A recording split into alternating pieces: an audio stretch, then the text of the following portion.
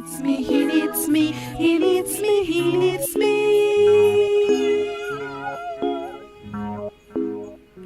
Da da da da da da da da da da da da da da da da da da da. Hola a todos, tengo muchísimo gusto en saludarlos, siempre me da mucho gusto saludarlos y traerles nuevos videos. En este caso vamos a estudiar acerca del teorema de Cayley-Hamilton, de hecho lo vamos a demostrar. Y para eso necesitaremos pasar por algunos conceptos básicos que van a ser los subespacios T invariantes y los subespacios cíclicos. Así que aunque es un video un poquitito largo, es verdaderamente ilustrativo y todavía vamos a incluir al final una aplicación muy bonita del teorema de Cayley-Hamilton. Estamos hablando del teorema de Cayley-Hamilton de álgebra lineal y es un poquito avanzado, así que necesitan tener claras sus bases de álgebra lineal. Vamos a comenzar con una transformación lineal de V en V, donde V va a ser un espacio vectorial de dimensión finita. A este tipo de transformaciones también le llamamos operadores lineales y se pueden denotar como L de V, por si lo necesitamos más adelante. Entonces, primero vamos a definir qué es un subespacio T invariante. Diremos que W es un subespacio T invariante de V si T de W está contenido en W.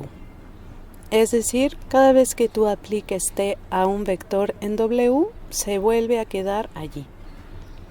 Observen que hay dos subespacios T invariantes triviales, así para todo operador lineal T, que son el subespacio 0 y el subespacio entero V.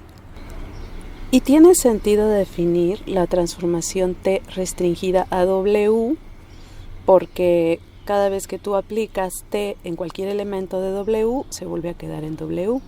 Entonces, esta la vamos a denotar por T sub W, la restricción. Ahora vamos a hacer cosas interesantes. Consideren ustedes un vector que no sea 0 en V y piensen en el siguiente conjunto. El conjunto X, T de X, T cuadrado de X, T cúbica de X y así, todos. A esto se le llama en teoría de grupos la órbita de X, pero bueno, aquí no sé si le llaman así. De todos modos pueden ustedes asociarlo con la órbita de X bajo la transformación T. Y podemos definir también el subespacio C sub X como el generado de ese conjunto que acabamos de definir.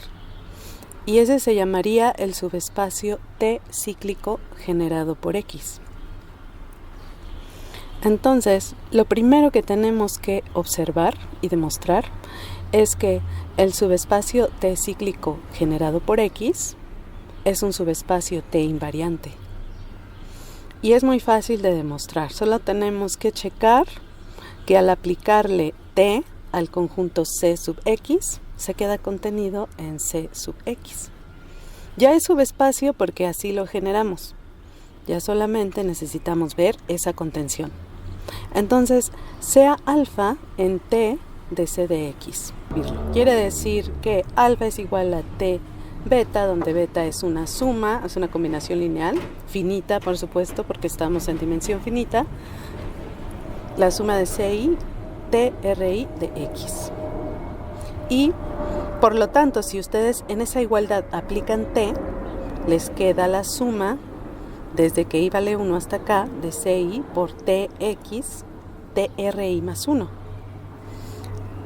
Observen que esto se puede hacer porque T es una transformación lineal, por lo tanto abre las sumas y saca los escalares. Aquí yo me salté ese paso porque ya somos avanzados en álgebra lineal.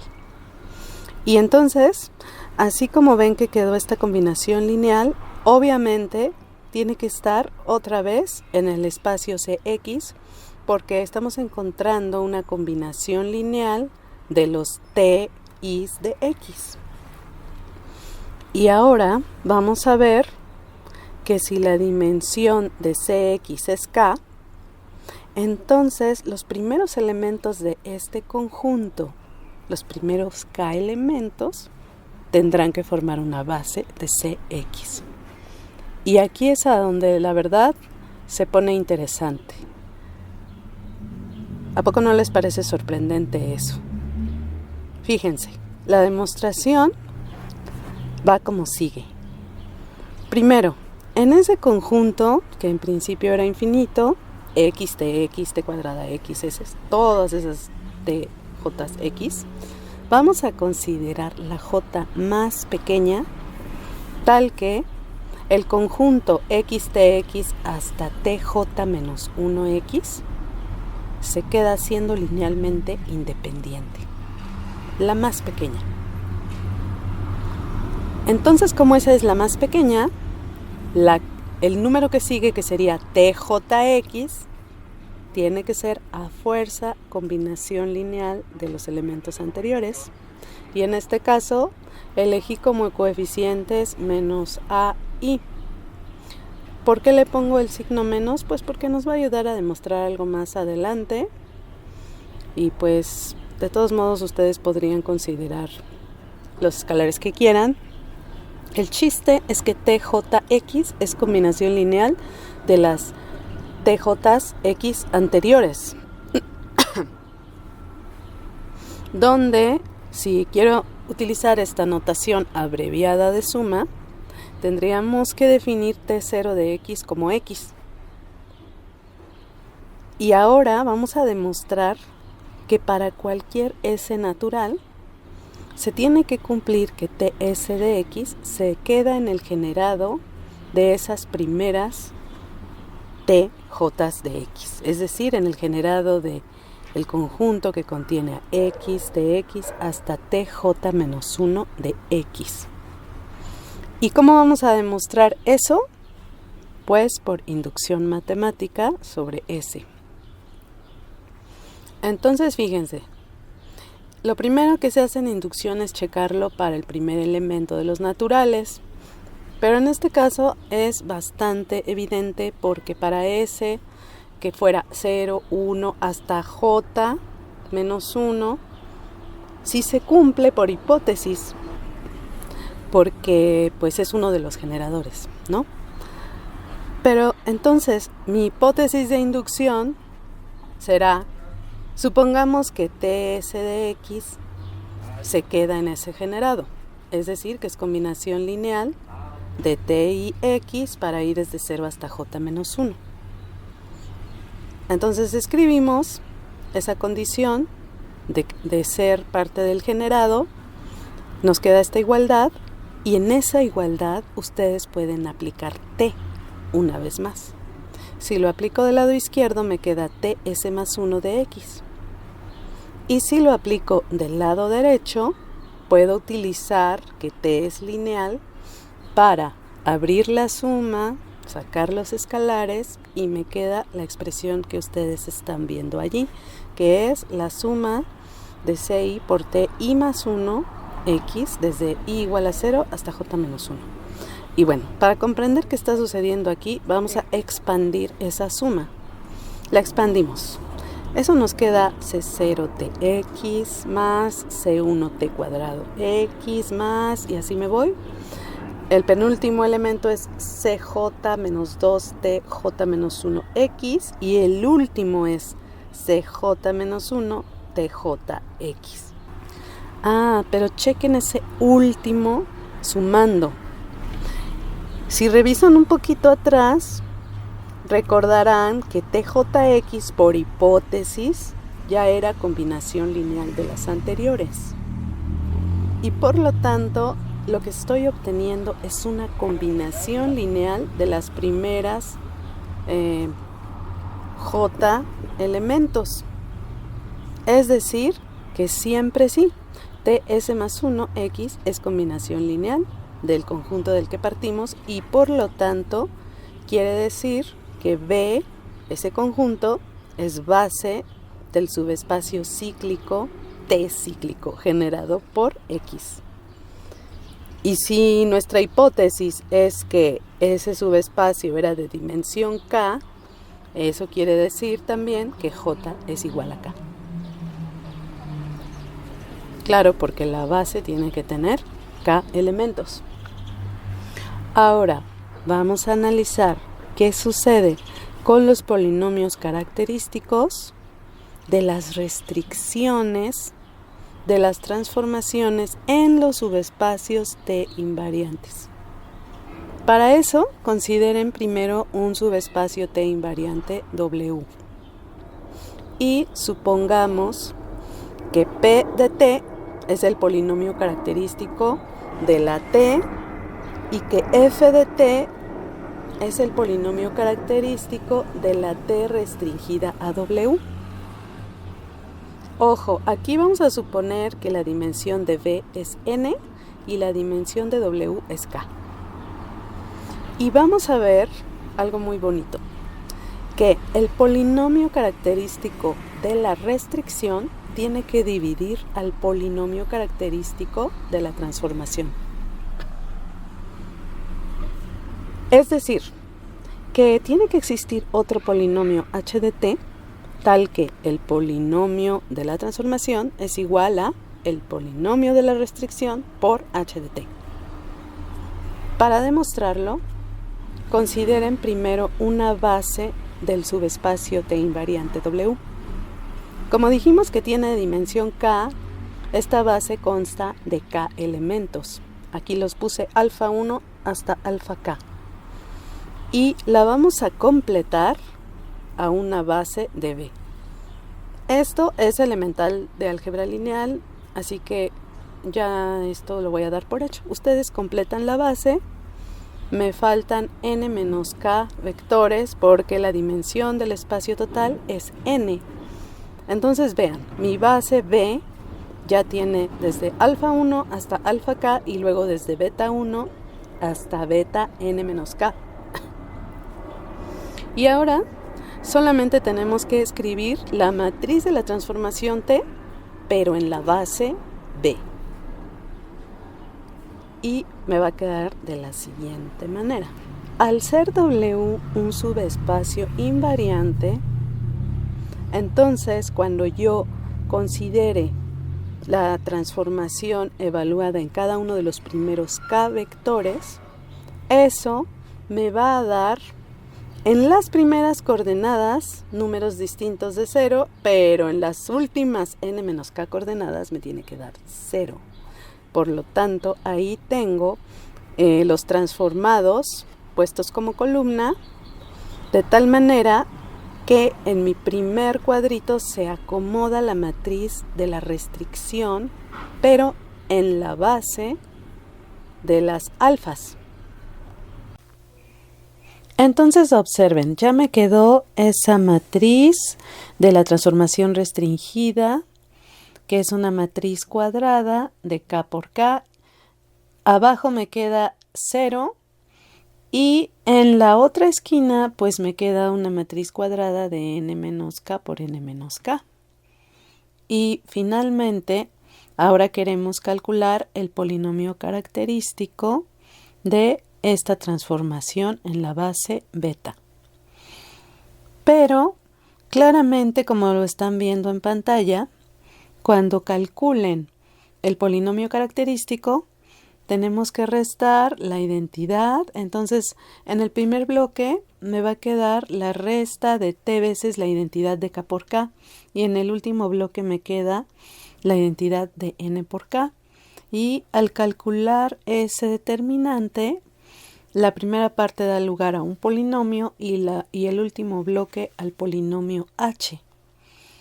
Así que tengo que el polinomio p de t es igual a f de t por h de t, donde f de t efectivamente es el polinomio característico de la t restringida a w. Así que hemos demostrado que f divide a p. Ahora, sabemos que si f de t es el polinomio característico de la transformación restringida al subespacio cíclico generado por X, ya vimos que este es un subespacio T invariante y por lo tanto su polinomio característico debe dividir a P. Pero en este caso, en el que estamos trabajando ya con un subespacio cíclico, podemos explícitamente calcular tanto la matriz de T restringida a ese subespacio en la base xtx hasta tk-1x y luego podremos calcular explícitamente quién es f de t. Entonces primero observen la matriz en la base que acabo de mencionar.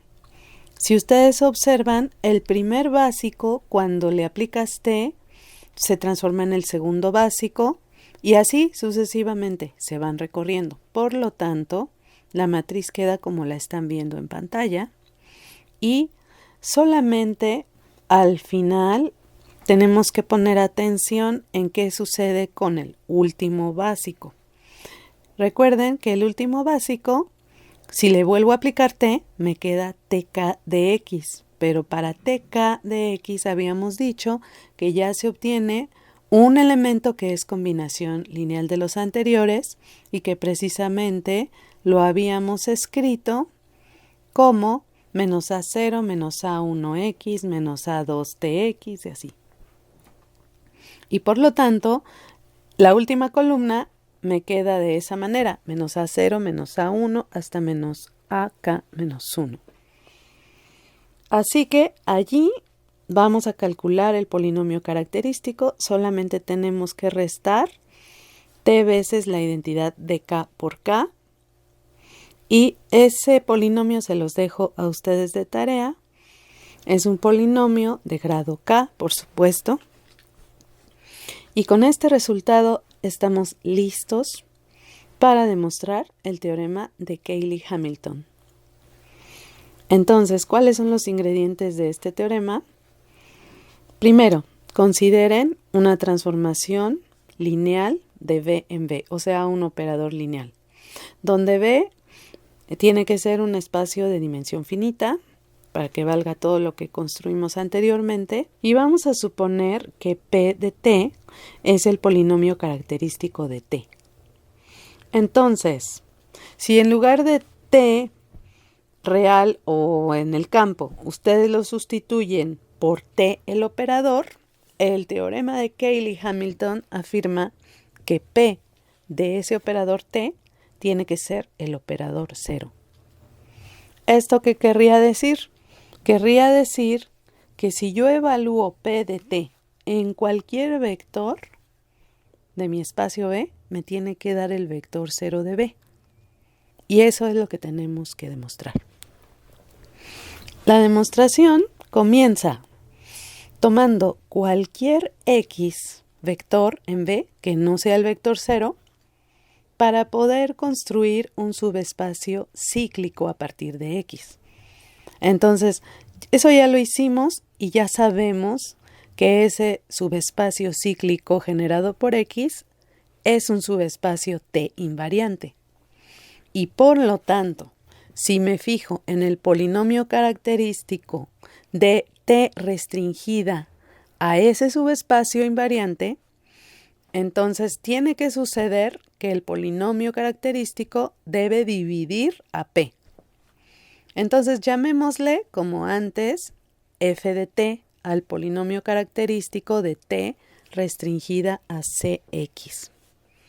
Ya tenemos que f divide a p, o sea que existe otro polinomio h, tal que p es igual a f por h.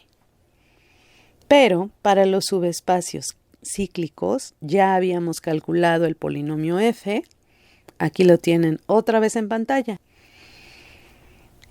Y además, si yo empiezo ahora sí a evaluar en el operador los polinomios, se tiene que cumplir que P de t es igual a f de t por h de t. En esta última igualdad, simplemente sustituimos lo que vale f de t y nos queda lo siguiente, lo que están viendo en pantalla. Y observen quién me queda al final de esa suma, me queda t a la k. Entonces ahora sí, vamos a evaluar p de t en x. Pero observen, t a la k por x, habíamos dicho antes que a fuerza tenía que ser combinación lineal de los tk anteriores.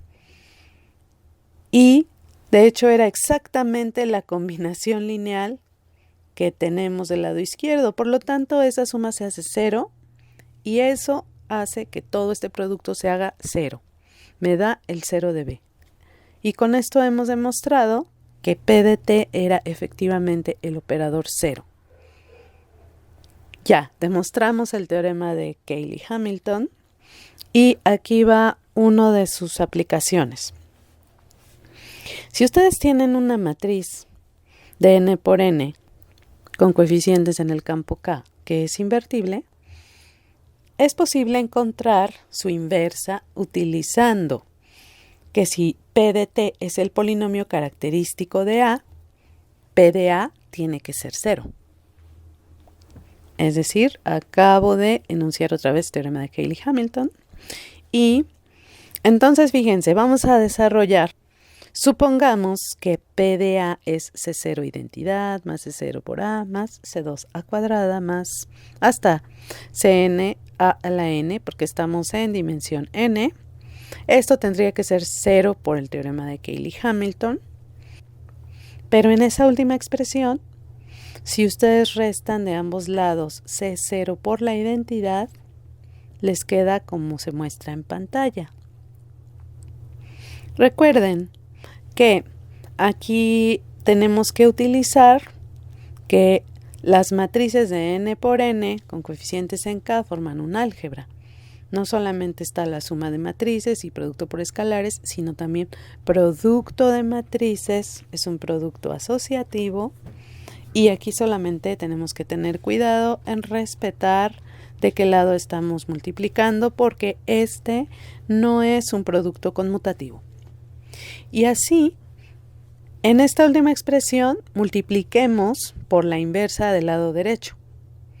Entonces, al distribuir el producto y todo lo que podemos hacer, nos va a quedar que la suma de ci por ai menos 1, desde i igual a 1 hasta n, es igual a menos c0 por la inversa, que es la que andamos buscando. Y en el caso de que c0 es distinto de 0, podemos dividir todo entre c0 y ya tenemos la fórmula para la matriz inversa. Y entonces nada más falta hacer una observación aquí. Ojo, ¿qué pasaría si c0 fuera 0? Pues sustitúyanlo en la expresión del polinomio característico y entonces nos queda que p de t es c1t más c2t cuadrada más bla bla bla bla hasta cn por t a la n. Pero eso quiere decir que puedo factorizar una t en ese polinomio. Y eso quiere decir que t igual a 0 es raíz del polinomio. Esto entonces me dice que hay un vector propio con valor propio 0. Pero si esto sucede, entonces el kernel de A es no trivial. Es decir, me está anulando un vector que no es el 0 y eso me dice que A no es invertible. Por lo tanto, ese caso pues no me interesa porque desde el principio habíamos propuesto todo esto para matrices invertibles. Así que no hay ningún problema. Para toda matriz invertible ustedes pueden calcular la inversa con este método utilizando el teorema de Cayley-Hamilton. Muy bien, espero que les haya gustado este video. Hagan la cuenta que les dejé de tarea, por favor. Y no dejen de suscribirse para recibir las alertas de próximos videos, que pueden ser tanto de matemáticas como relatos, que es lo que he estado haciendo últimamente. Y también muy pronto ya me pongo en contacto con ustedes. Les he dejado de escribir porque estoy a fin de semestre y es la locura. Entonces me despido temporalmente, nos vemos en el próximo video. Hasta pronto.